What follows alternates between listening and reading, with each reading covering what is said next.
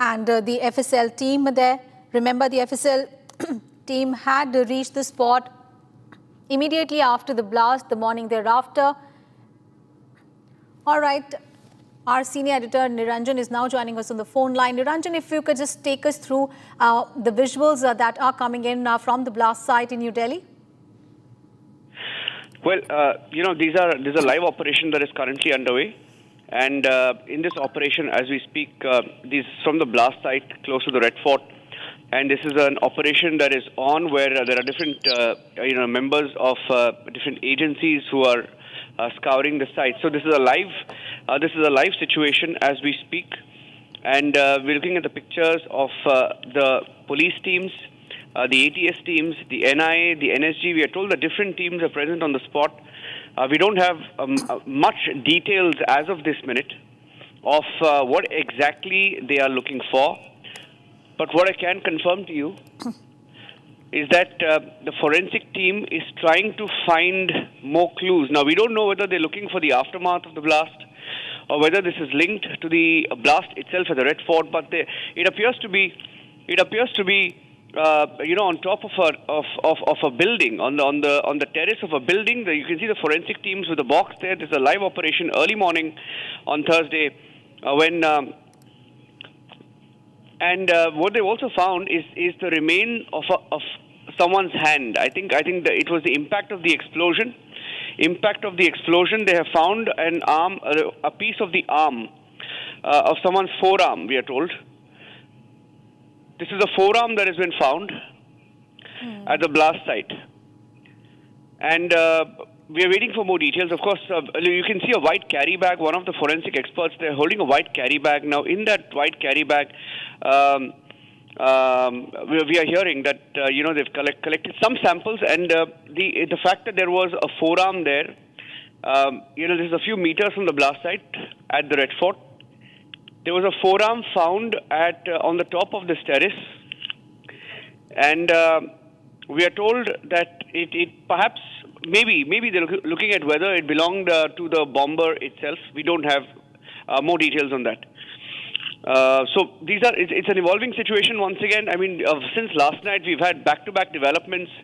Of, you had the CCTV come in for the first time. You saw the closed circuit, visual of what really happened on Tuesday when the blast took place. And now we're looking at the pictures on Monday, I beg your pardon. And now we're looking at the investigation continue at the blast site. This is perhaps for the first time that we are seeing that the police, the forensic experts, the FSL teams will stay on these pictures. We shouldn't move out of these pictures because this is a live situation, like I said. ANI, look at that. That's a forearm. That's a forearm. I repeat, that's a forearm. You just saw them putting a forearm there.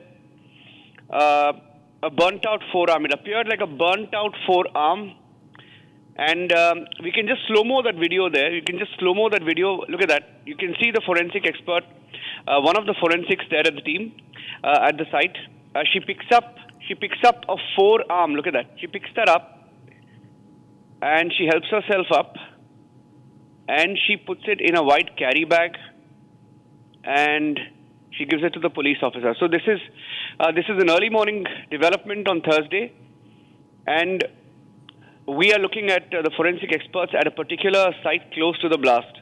A few meters away from the blast, perhaps, a few meters away from the blast site, close to Red Fort Metro Station.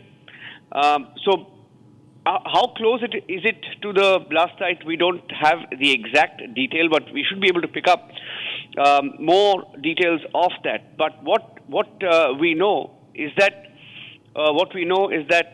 this is very, very close to the spot, right behind the Jain temple. I repeat, these are visuals from right behind the Jain temple, very, very close to the blast site, about 100 to 150 meters from the blast site.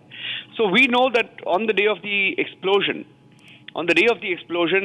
some body parts were spotted near the mandir, and the pictures showed that, because of the impact of the blast, some of the body parts were found near the temple, etc., and even the car parts that remained those car parts were seen flung almost 200 meters from the blast site due to the intensity of the explosion. And we are now seeing that some of the body parts or whatever evidence that they can gather, by the way. And another breaking news update that we had this morning is that the DNA of Omar Nabi has matched 100%, or rather, should I say, the DNA of the bomber of the car has matched 100% with the family of Omar Nabi, which makes it clear that he was the Delhi bomber. He was in the car. And Umar Nabi, one of the terror doctors, the man behind the wheel that who triggered the explosion, the blast, it's now being categorically said that it was a blast triggered. It was a terror attack. The cabinet committee note last night confirmed it was a terror attack. So it is clear that he pulled the trigger by design right outside the Red Fort, metro station. Let me also tell you that a DNA test has now confirmed that the man who carried out the blast near the Red Fort was Dr. Umar Nabi, the terror doctor Umar Nabi.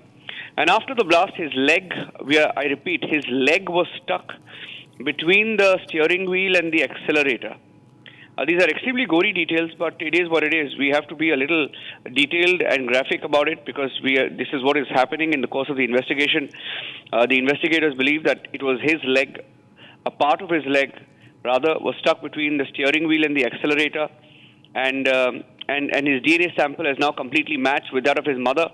And more importantly, what you're looking at are these pictures. A few minutes back, if we can go back to the picture, yeah, 1 second. I'm staying on only this one visual because it is important right now. It's the defining image of this morning.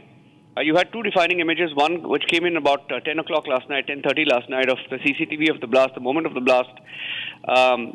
And right now, a forearm has been found. I repeat, we'll keep all the details in the bottom of the screen. A forearm has been found a few meters away from the blast site, and forensic experts are there, and they continue to cordon off the entire site. And you can see this lady, forensic expert, the sleuth, it's a very gory visual. She picks up that forearm, puts it in a carry bag, and then she hands it over. That is why this particular site becomes extremely critical right now for investigators. And one more detail is coming in right now. The ATS has detained another Jammu doctor from Kanpur for questioning in the Delhi blast, and he was in contact with Shaheen, the terror doctor. We're putting out those details right now. We'll stay with these pictures, but I'm giving you more details as we speak. Early this morning, breaking news update. And Lal Killa metro station remains closed, but that's not really the breaking news right now. So